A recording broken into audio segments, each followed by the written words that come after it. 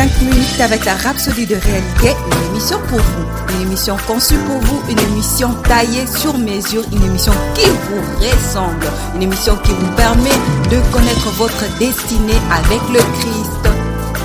Bonjour, bienvenue dans notre émission 5 minutes d'édification avec la Rhapsodie de réalité. Aujourd'hui, samedi le 17, notre homme de Dieu, Pasteur Chris, nous enseigne sur un thème très inspirant, au-delà des capacités humaines. Et le verset d'ouverture est tiré de 1 Corinthiens 2, verset 4 qui dit « Et ma parole et ma prédication ne reposaient pas sur les discours persuasifs de la sagesse, mais sur une démonstration d'esprit et de puissance. » Le commentaire dit « Que vous ayez les dons de parler ou que vous maîtrisez les mots ne signifie pas que vous serez capable de persuader les pécheurs d'être sauvés ou de les amener à la justice. » Au-delà des prouesses intellectuelles, du charisme, de la capacité à persuader les autres avec le conséquent, nous devons comprendre l'aspect spirituel du ministère. Être un chrétien efficace ou un ministre de l'évangile n'a rien à voir avec vos capacités humaines. Vos capacités et compétences doivent être par l'esprit.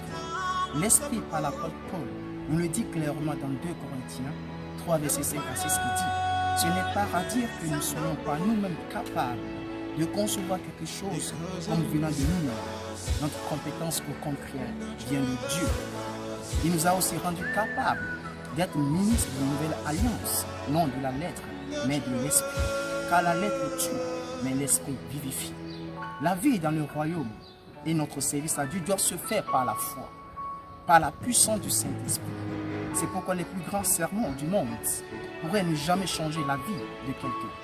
Les paroles les plus sages peuvent ne jamais changer les cœurs les plus durs. Les plus grands communicateurs du monde ne seront peut-être jamais à mesure de pénétrer au plus profond de la nature humaine, aussi intelligent soit-il. Peu importe le choix de l'homme, sans le Saint-Esprit, tout sera sans vie. C'est l'Esprit qui vivifie, cela veut dire qu'il donne la vie. Zacharie 4, verset 7 dit, ce n'est ni par la puissance, ni par la force, mais c'est par mon esprit, dit l'Éternel des armées.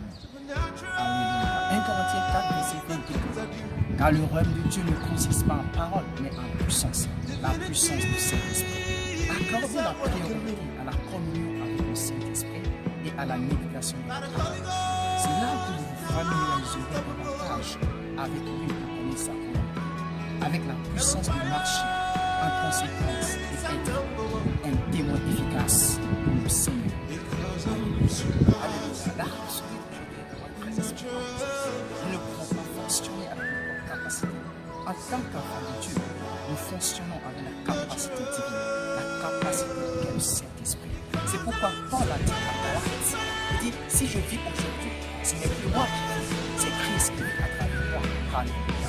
Il a reconnu qu'il n'a pas fonctionné avec ses propres capacités. Il a reconnu que ce n'est pas la capacité divine que Paul a fonctionné. Alléluia. Aujourd'hui, je vous invite, frères et sœurs, à fonctionner avec la capacité divine. C'est pourquoi vous devez méditer et être toujours en communion avec le Saint-Esprit. Alléluia. Vous allez prendre une seconde pour méditer sur ces paroles. Alléluia. Maintenant, nous allons prendre la confession et vous allez répéter après moi. Cher Père, merci d'avoir fait de moi un témoin efficace de Christ. Ma compétence est née de toi pour prêcher les richesses insondables de Christ. Mes paroles sont opérationnelles, efficaces, productives, fructueuses et pleines de grâce et produisent la justice dans le cœur des pécheurs, les amenant à la vérité et à la connaissance exacte de ton amour. Au nom de Jésus. Amen. Les études approfondies se trouvent dans 2 Corinthiens 3, verset 5 à 6 et Philippiens 4, verset 13. Demeurez bénis.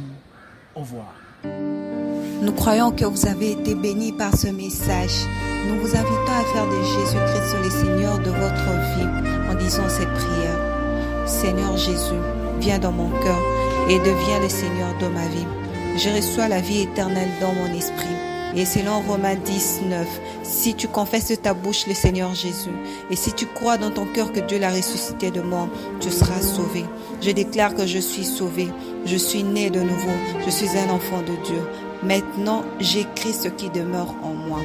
Félicitations, vous êtes maintenant un enfant de Dieu.